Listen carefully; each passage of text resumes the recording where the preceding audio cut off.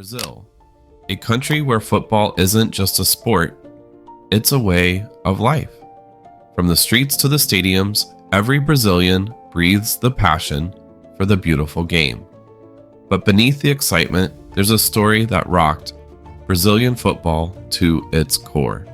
In January 2001, everyone was surprised when Ronaldo Nazário, Brazil's star football player, had to answer tough questions in Congress. They were grilling him about why Brazil lost in the '98 World Cup final. This moment was the peak of a big story involving Brazilian football and a big company's logo. Welcome to RevenueRacers, where we delve into the dynamic world of business and sports. Today, we explore the monumental deal that forever altered the landscape of the sports industry: Nike's acquisition of Brazil. This landmark agreement not only reshaped the trajectory of one of the world's most beloved sports, but also left an indelible mark on an entire generation's passion for football. In the annals of sports history, few transactions have wielded such profound influence as Nike's bold move to solidify its presence in the football arena by aligning with the powerhouse that is Brazil. This strategic partnership transcended mere business dealings.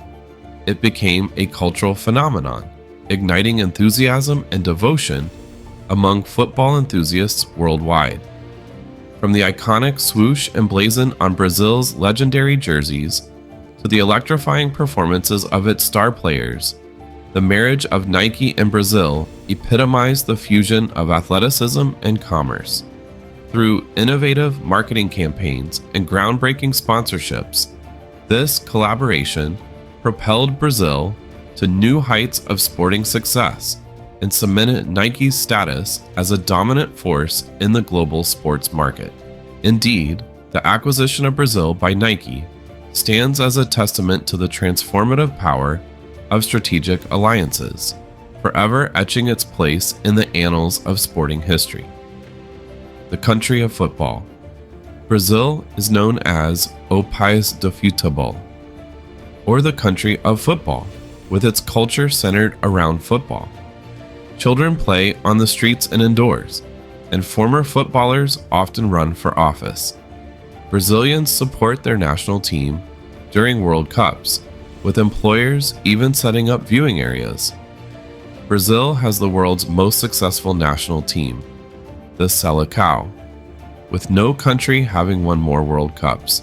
The team's style is unconventional, focusing on creativity and dribbling, with a long line of superstar players who have built their reputation. Pelé is statistically the most successful footballer ever, having won 3 of these World Cups. But all of the leading players in the national teams are prominent in the football world, many of them global celebrities.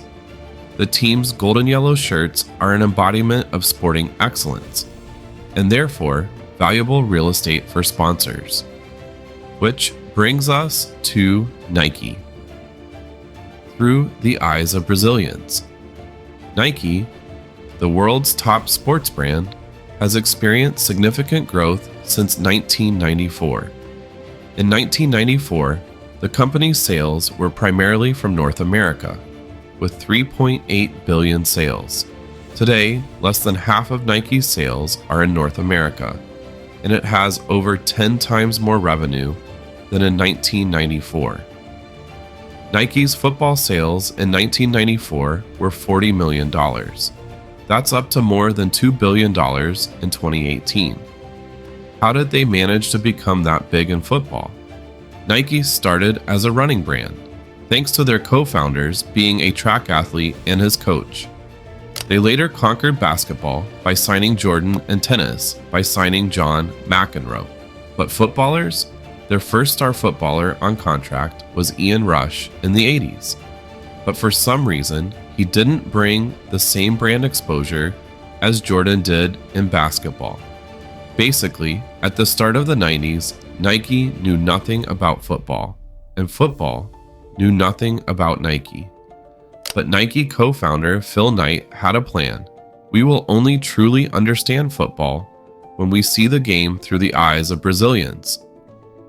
Nike conquers football. And that's what they did. In 1996, Nike signed a $200 million, 10 years contract with the Brazilian Football Confederation, CBF, in New York, marking a groundbreaking partnership. In 1998, Nike showcased the Brazil national team in a major commercial, marking the first time a team was featured in a major commercial. 4 years later, Nike launched the Secret Tournament, its largest and most globally coordinated effort to date, featuring 24 Nike stars in events in 13 countries. Brazil won their 5th trophy in Japan, wearing Nike boots. In 2005, not long after YouTube was launched, a 3-minute video popped up on everyone's recommended page. It showed Ronaldinho firing a ball off a crossbar 4 times in a row, without the ball hitting the ground.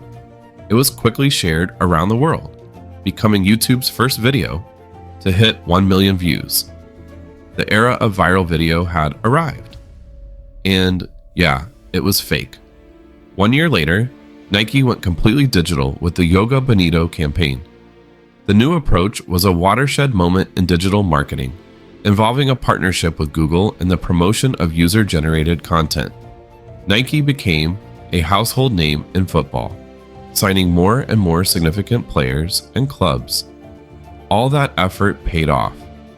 In 2018, Nike completely dominated the FIFA World Cup, sponsoring 10 teams, including both finalists, the best player of the tournament, the best young player of the tournament, and the top scorer.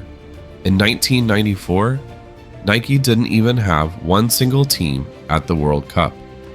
The Brazil deal opened new markets for Nike, but also the other way around. Nike translated the Brazilian philosophy of exciting, attacking football into engaging storytelling and video campaigns. Many fans now have Brazil as their favorite second team that they cheer for if their national side loses or doesn't qualify. In 2014, it was Nike's best-selling national kit. The yellow jersey is an icon in world football today.